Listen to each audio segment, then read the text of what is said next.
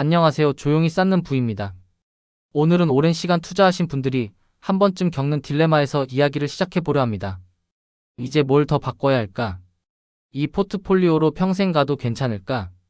현금 흐름도 챙기면서 복리도 놓치지 않으려면 어떻게 해야 하지? 누구나 투자 초반에는 수익률에 집중하지만 시간이 지나면 결국 남는 고민은 지속 가능한 구조입니다. 이 구조가 안정적이어야 장기 복리도 가능하고 심리적으로 흔들리지 않아야 투자를 끝까지 이어갈 수 있습니다. 오늘은 그래서 조금 근본적인 이야기를 하려고 합니다. 투자의 본질로 돌아가 지수 중심의 포트폴리오를 어떻게 설계하면 좋을지, 또 절세 계좌와 일반 계좌를 어떻게 나눠 써야 세후 기준에서도 효율이 높아지는지, 마지막으로 월 현금 흐름이 필요한 분들을 위한 자가 배당과 커버드콜 운용까지 함께 풀어볼게요. 끝까지 보시면 아마 이런 생각이 드실 겁니다. 아, 괜히 복잡하게 생각했구나. 결국 길게 버틸 수 있는 구조가 답이구나. 그럼 시작해볼까요? 그리고 본격적으로 들어가기 전에 이런 구조적인 투자 이야기를 꾸준히 듣고 싶다면 지금 구독 버튼 살짝 눌러두세요. 조용히 쌓는 부만의 편안한 투자 이야기를 한 주 한 주 쌓아가실 수 있을 거예요. 많은 분들이 이렇게 말씀하십니다. 요즘은 테마 ETF도 많고 레버리지도 많고 신상품도 쏟아지던데 굳이 지수로 가야 하나요? 하지만 결국 시장은 오래 버티는 기업들이 복리의 힘을 보여주는 무대입니다. 경쟁력이 떨어진 기업은 빠지고 새로운 강자는 자동으로 편입되는 살아있는 바스켓. 그게 바로 미국 지수 ETF입니다. 이걸 저는 이렇게 부릅니다. 튜닝의 끝은 순정, 투자의 끝은 지수. 우리가 개별 종목을 고르고 테마를 타고 레버리지까지 쓰다 보면 처음엔 수익률이 빠르게 보이지만 결국은 그 리스크와 타이밍 싸움에서 지치게 됩니다. 지수는 그런 불필요한 예측 싸움을 하지 않아도 됩니다. 그냥 세상의 평균을 복리로 쌓는 구조이기 때문이죠. S&P 500을 추종하는 VO, 그리고 기술과 혁신의 흐름을 반영한 나스닥 100 QQQ. 이 두 ETF는 서로 다른 엔진을 가진 자동차처럼 같은 길을 달리면서도 보완적인 역할을 합니다. 한쪽은 안정감, 한쪽은 성장감. 이 둘이 함께 있을 때 포트폴리오의 심리 균형이 잡히기 시작합니다. 여기에 SCHD 같은 고품질 배당 ETF를 더하면 시장 변동성에도 덜 흔들리고 분배금이 들어올 때마다 심리적으로 버티는 힘이 생깁니다. 그리고 소량의 커버드콜 ETF는 말 그대로 월급처럼 작은 현금 흐름을 만들어주는 심리용 안전벨트가 되어줍니다. 결국 이 조합은 이렇게 정리됩니다. 뼈대는 지수, 완충은 배당, 생활감은 커버드콜. 그런데 아무리 좋은 조합이라도 계좌를 섞어 쓰면 세금에서 복리의 힘이 줄어듭니다. 이게 많은 분들이 놓치는 부분이에요. 연금저축, IRP, ISA 같은 절세계좌는 세금 이연이나 공제 혜택이 큰 대신 해외 배당에 붙는 세금을 외납세액 공제로 돌려받을 수 없습니다. 즉 배당이 많이 나오는 ETF를 이런 계좌에 넣으면 15% 정도의 원천 징수 세금이 그대로 복리 손실로 누적됩니다. 반면 일반 계좌에서는 배당에 세금이 붙더라도 외납세액 공제가 가능하고 분배금을 생활비나 재투자에 자유롭게 활용할 수 있습니다. 그래서 결론은 이렇게 단순해집니다. 절세 계좌에는 배당이 적고 성장성이 높은 ETF를, 일반 계좌에는 배당과 현금 흐름이 있는 ETF를 담는 겁니다. 연금저축이나 IRP에는 VO, QQQ 같은 지수형을 넣고 그 안에서 복리를 최대한 키우는 것. 필요할 때는 일부를 매도해서 현금을 만드는 자가배당 방식으로 대응하면 됩니다. 이러면 불필요한 세금 노출 없이 필요한 시점에만 현금을 꺼내 쓸 수 있죠. 그리고 일반 계좌에는 SCHD나 커버드콜 ETF를 담아 매달 들어오는 분배금으로 생활비의 일부를 보조하거나 남는 현금은 다시 VO나 SCHD로 재투자하면 복리 흐름이 끊기지 않습니다. 이렇게 역할을 분리하면 세후 기준으로도 효율이 좋고 심리적으로도 안정적이에요. 여기서 자주 받는 질문이 있습니다. 자가배당이 뭐가 그렇게 좋나요? 배당형 ETF는 정해진 시점에 일정 금액이 들어오죠. 하지만 그만큼 매번 세금을 내고 복리의 일부가 끊깁니다. 자가배당은 그 반대예요. 필요한 달에만 필요한 만큼만 ETF를 매도해서 현금을 만들어 쓰는 방식입니다. 즉, 투자자가 직접 배당 시기와 금액을 조절할 수 있습니다.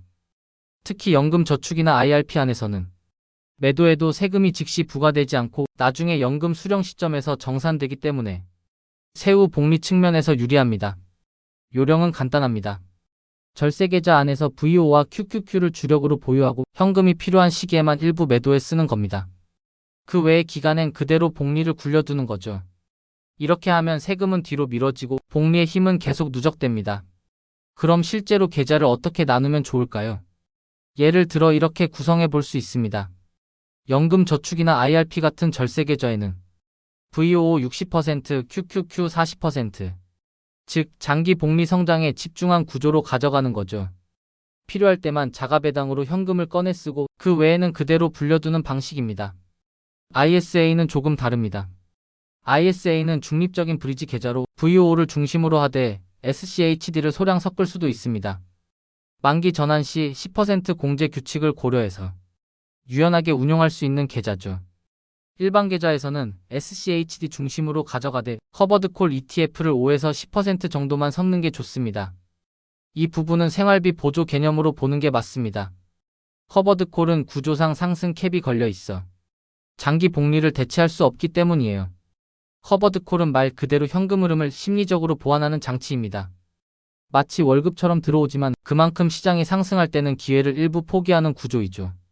그래서 비중을 늘리는 순간 복리의 속도가 줄어듭니다. 항상 조금만 넣어야 하는 이유가 바로 여기에 있습니다. 여기서 중요한 건 비중보다 규칙입니다. 매달 정해진 날, 정해진 금액으로 투자하는 것. 이것이 장기 복리의 출발점이에요. 예를 들어 매달 10일 아침에 VOO와 QQQ를 자동 매수하고 반기마다 비중이 플러스 마이너스 5% 이상 벗어나면 리밸런싱 한다는 식으로 자신만의 간단한 규칙을 만들어 두세요. 그리고 일반 계좌에서 SCHD나 커버드콜의 분배금이 들어올 때마다 그 일부를 생활비로 쓰거나 남는 금액을 다시 지수 ETF로 재투자하세요. 이게 바로 복리의 연결고리를 끊지 않는 방법입니다.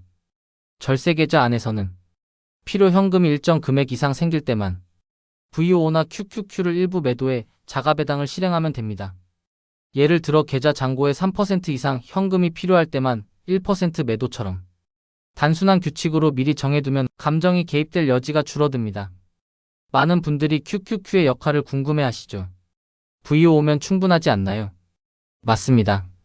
VOO 하나로도 세상의 평균 복리를 충분히 누릴 수 있습니다. 하지만 인간의 심리는 단순히 수익률보다 참여감을 원합니다. 시장이 급등할 때 주변에서 기술주가 폭등했다는 얘기를 들으면 나 혼자 소외된 듯한 기분이 들죠. 그때 흔들리는 게 바로 포모, 즉 포모 현상입니다. QQQ를 2025% 정도 섞어두면 이 성장 참여감을 확보할 수 있습니다. 하락장에서는 조금 더 흔들리겠지만 전체 포트폴리오의 균형이 잡히면서 심리적으로 버티는 힘이 생깁니다.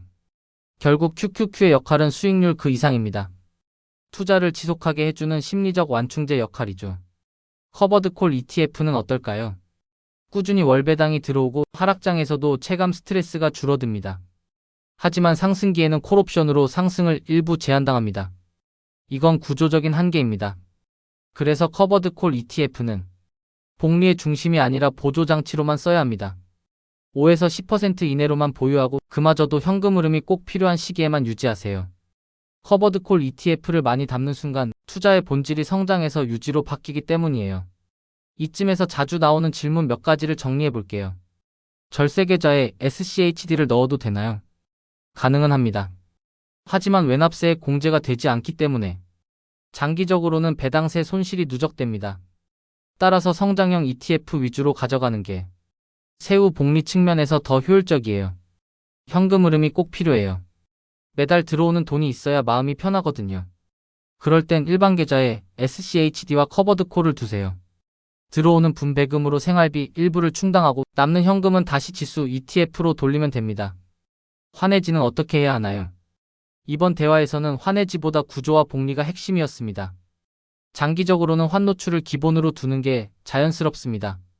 달러 자산을 꾸준히 쌓는 것이 결국 장기 분산의 역할을 하기 때문이에요.